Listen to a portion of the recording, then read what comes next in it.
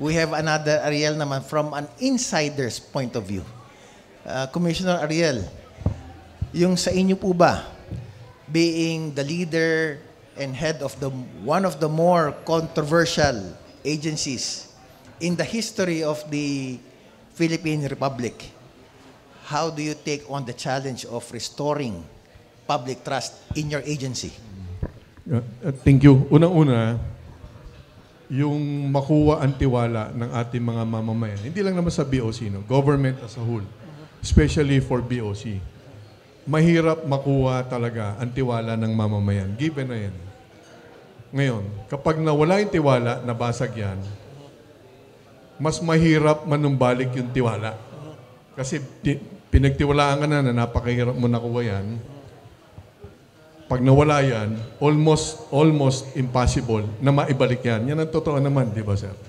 Para sa relationship sa tao yan eh. Pag nagtiwala ka sa tao, sinira mo yon, mahirap mo nang makuha tiwala nang baka nga hindi na. Now, the situation of the BOC in particular, na minana ko lang, at least, again, wala itong pagbibintang, wala itong paghuhusga doon sa mga naunang pamunuan ng BOC, minana din lang nila yan. Kahit naman sa historic, doon sa mga naunang kasaysayan, ayaw naman ng tao sa taxman talaga eh. Yung mga nangunguha ng buwis, di ba? Because of the nature of the job, wala naman talagang mamamayan na tuwan-tuwa pag sinigil mo ng buwis eh. So with the very nature of the job, given naman yan. So, napakahirap makuha yung tiwala. Yun. So ngayon, nasa isang sitwasyon tayo talaga ngayon na halos buong gobyerno mababa yung tiwala or wala ng tiwala ng ating mamamayan. Kami lang sa BOC, doon sa aming maliit na bakuran, yun lang naman ang aking misyon. Kung paano namin mapaganda yung aming trabaho, meaning right collection, at yung mga bawal hindi maipasok, yung pagsumikapan na makuha yung tiwala ng mga mamamayan, ang totoo, attorney, hindi ko na tinitingnan yun. Bonus na lang yun. Kasi very frustrating yan. Wala sa kamay ko yun. Para ka nanliligaw, pag di ka sinagot, ba't ka magagalit? Di ba? So we will do our best to win the trust of our people, but alam namin, alam ko yan, na baka di mangyari yun. Meanwhile, pagbubutihin lang namin trabaho namin. Period. Can you share, Commissioner, one or two more specific measures to perhaps, greater accountability or transparency or whatever specific Ariel reform measures? Thank you. Dalawa talaga, sir. Dalawa. We owe it to our seniors eh. Di ba, sir? Pag sinira namin, kinahiya nila tayo. Di ba? Parang failure sila.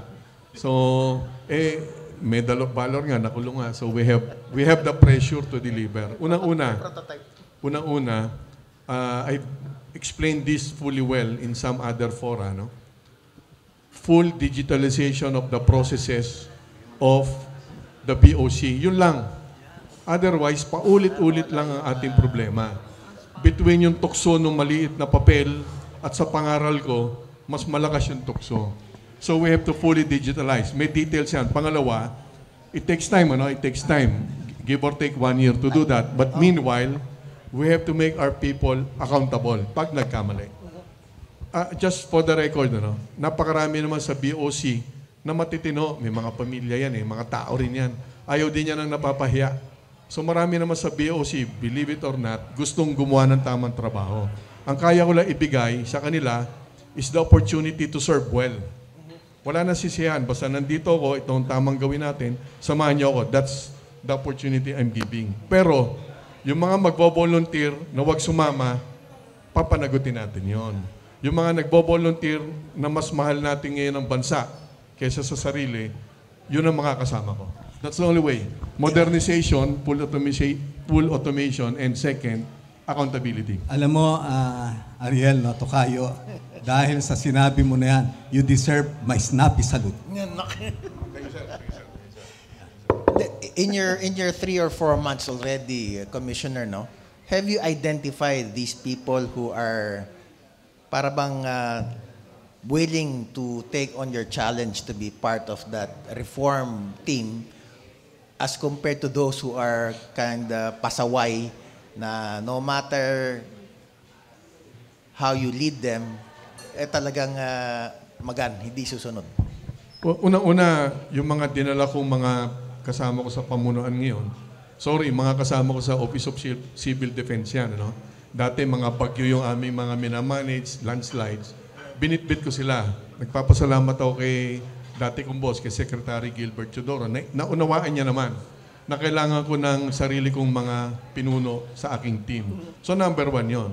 Nandiyan sina dating spokesman ko, Atty. Chris Bendio, ASEC Charlie Batan, ASEC Chicarin Kasipid, mga mistari natin, si Atty. Arnel Alambra. Imagine, sir, nananahimik yan. Senior Vice President yan ng HSBC, SVP ng GSIS. Hindi ko pinagpaalam, nirekomenda ko siya, then explain later. Sinama naman niya ako, pinirate ko din. Marami sila. Yes, sir. Yes, sir. So, yun. No. Then, unfortunately, hindi naman ako masaya. Kailangan ko rin naman magtanggal ng mga tao na napaulat na hindi maganda yung track record. Wala akong pag-usga. Hindi lang maaari kasing hinuhulaan ko yung kasama ko. Ang kaibahan ng Bureau of Customs sa ibang mga ahensya, may dumadaan na pera araw-araw. Ang tukso, oras-oras. So, hindi uubra na hinuhulaan ko yung mga kasamahan ko. Dapat pag inutos natin, alam ko yun ang direksyon. But Commissioner, having said that you have acquired your team from the OCD to the Bureau of Customs, what lessons perhaps in terms of handling yung mga bagyo, ngayon bagyo naman ng kontrobersya ang inahandle ninyo, lessons from what you experience as OCD that you can bring to the Bureau? Tama. Ito for the record, alam to ni Sir. In fact, Sir, kayo ang sa ating tatlo siguro, may karapatang magsabi nito. Ang unang ingredient talaga, mga kasama sa pamahalaan, unang kailangan natin talaga malasakit sa bansa. Period. Lahat, secondary yan. Pag mahal mo ang bansa, sapat na mas mahal mo ang bansa kaysa sa sarili mo, yung tukso matatanggihan mo yan eh. Proudly, we can say no to temptations. Yung pagmamahal sa bansa, malasakit. Number 1 yun. Then, systems will follow, processes will follow. Again, may details yung automation. Ang maganda sa automation, pag na yan nagawa na, by the way, no expense to the government, sir. Ang approach namin, PPP, Public-Private Partnership. Available naman ang technology, may mga investors, at wala naman itong impact dun sa presyo. Kasi ano yan 350 pesos per transaction. Kung 100 containers o kahit isang container yon, 350 pesos, hindi mararamdaman ng importer yan. At hindi rin mararamdaman lalo ng buyers yan. Wala yon ng mamamayan. So yun ang direksyon natin. Ilalagay namin yung tamang sistema, ang tawag nga natin, whether you like it or not, pag automated yan, wala ka na magagawa. Wala nang corruption yon pag nagawa natin yon. That's the only solution. Meanwhile, ano talaga to, cat and mouse Ayokong bulahin ang ating mamamayan. Hindi ko kaya ipangako na matitigil ang korupsyon o smuggling. Yan ang aming problema, smuggling during my time. Hindi ko kaya ipangako yan, nagbobulahan tayo dyan. Ang kaya ko ipangako, magiging napakahirap ng smuggling habang ako ang commissioner. Yun ang kaya ko ipangako. Until ma-fully automate natin. One follow-up question, Commissioner, no? Kasi sabi ko nga kanina, and I think all of our viewers here would say that bakit DPWH lang tinitignan? Dapat tignan din daw ang BIR at ang BOC. Kayo ba, sir, handa na po ba kayong masilip at mausisa ng ating greater watchdog? Naunawa naman natin yan. Kaya lang ganito, no? Ako mismo, kailangan ko naman ng panahon para ayusin itong problema na hindi naman kami may kagagawan ngayon. Hindi naman ako yan Ang problema ang pinipilit nating maayos ay hindi ko naman personal na problema ang ginawa at hindi rin naman yan problema kong personal. Ito ay problema ng buong bansa. So bigyan kami ng panahon upang maayos to. Again, nasa gitna ng transformasyon ng BOC ang full automation, not 99%. Full automation, 100%. Kaya yan, may technology naman yan. Pinapahirap lang yung kwento, sir. Alam mo naman, may kasabihan. Pag gusto, may paraan naman. Di ba? Pag ayaw, may dahilan. So, full automation must be done. Otherwise, problems on corruption will persist in the Bureau of Customs. Smuggling will persist. So, yun talaga. Bigyan kami ng panahon, maunawaan natin yung magkaroon ng investigasyon. Subalit ang investigasyon naman, yung mga nakaraan, hindi ko naman panahon yan. Ako'y umupo nitong July lang. Pagbigyan muna ako na kami mismo ang magpanakot sa kanila. Di ba? Upang ang kaibahan, again, attorney, ang kaibahan, ng BOC compared sa ibang mga ahensya, BOC at BIR, habang nire-reforma natin ang Bureau, meron kami kailangan koleksyon araw-araw. 4 hanggang 6 na bilyon araw-araw. So kapag ito ay binigla ko naman, bumagsak ang koleksyon, masisisi naman ako. So hindi ko gina-justify. It should be a systematic transformation which is technology-based. Yun ang solusyon natin, sir. Well, narinig ko na kasi yung full automation na yan during the time of Deputy Commissioner Alex Arevalo. Sabi nga niya sa akin, at that time kasi sinasabi ko na about yung mga corruption na ganyan. Sir, sana maisulong lang namin itong full automation ba na lahat ng mga transaction para maging transparent. Ano nangyari? Sir, ayaw nila. Hopefully, sa stint mo dyan, yung suporta namin para sa'yo na andyan. Sir, I should, maganda report naman, sir. Dahil, importante ito, not to mean anything do sa mga previous administrations. Ano? Ang kaibahan ngayon, maaaring kaibahan ngayon, nung ako'y manumpa, nung June 30, at nag-usap kami ni Pangulong Bongbong Marcos, natanggapin ko itong ganitong napakahirap na trabaho. Kasi pag taga-BOC ka, tingin ng lahat, corrupt ka eh. Di ba? Kahit anong kakasanto, kahit anong paliwanag ko, ang tingin ng mamamayan, lahat kayo kasali. Kahit bago ka pa. So anyway, nandiyan na yan. Nung tanggapin ko to, pinagpaalam ko kay Pangulong Bongbong, kako, ang solusyon lang rito, naulit ko na nga, ay full automation. Ang maganda naman balita, sir, I have his full support. Kako, pangit pakinggan, o mayabang pakinggan. Kung di ko magagawa yan, I have no business being the commissioner. I'll step down immediately pag hindi natin yan kayang i-automate. Yung usapan mo, Commissioner, is also no second cows. Of course, of course, of course. So, ganun naman, sir, talaga. Full automation. Again, ang good news, I have the full support of the President to fully automate the Bureau of Customs. Dahil ang lengguwahe niya sa akin, tinanong ko, prangkahan, among other things, ang kanyang utos, gusto niya na maging legacy niya. Ipapamana niya ang isang moderno na Bureau of Customs. Yun ang mission ko. Perhaps, Mariel, you may want to also discuss yung how the Bureau is absorbing this U.S. report in terms of specific steps na gagawin po ninyo. Yung sa U.S. report, nabasa natin lahat yan. Personal, nasaktan ako dyan kasi parang ako kagad ang may mali. Picture ko pa yung nakalagay. Di ba? Kaya lang, siyempre, malaking bansa yan. Ganun talaga. Pero before that report came out, actually, sir, humingi na ako ng 2 meetings sa U.S. Homeland Security. Even before that report came out. Kami na ang nag-initiate. Dahil alam nga namin, maraming dapat ayusin.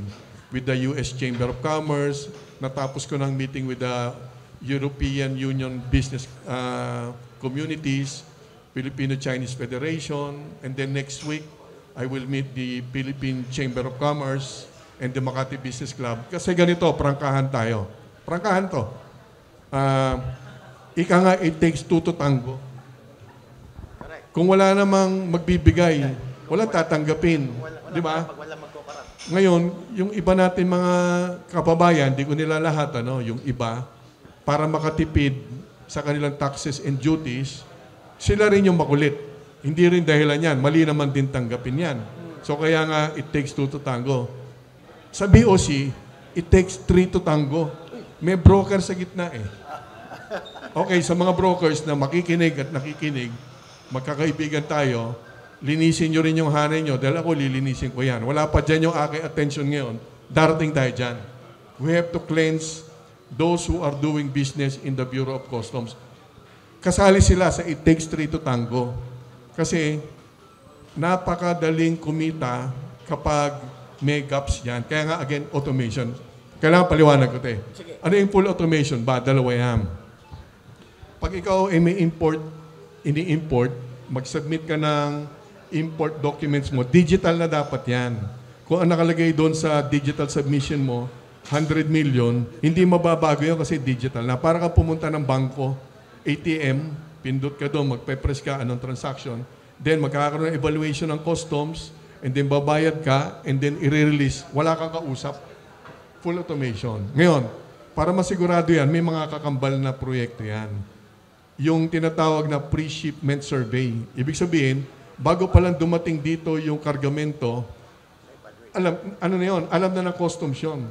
Kung 100 million yun, yes sir, ang gagawa niya hindi customs, third-party surveyors yan. SGS is the most popular among them. Intertech, around 6 or 7 globally respected companies. So bago pa lang dumating sa Pilipinas yung kargamento, alam na rito ano laman nun. Then automated pa yung sistema, so mahihirapan na talaga yung mga mag-iisip ng mali. Nung nag-usap kami ni Sir Ariel, to us parang hindi yata something new yan. Pero are you adding some dimension to make it something better in a way na it has been tried before by previous commissioners? Meron po kayong dadagdag doon, Commissioner Ariel? Again, wala tayong pagbibintang sa dati. No? Hindi ko alam ba't di natuloy talaga yun. Ang iniulat ko lang ngayon, gusto ito ng Pangulo. Yung dati, wala akong pag-uhusga doon. Hindi ko alam. Ngayon, meron lang, to be fair with the former commissioners, starting from Commissioner Bert Lina onwards, Commissioner Biason, Bert Lina, until kay Commissioner Rubio, meron kasing kaso na nakabinbin sa Supreme Court, to be fair with them.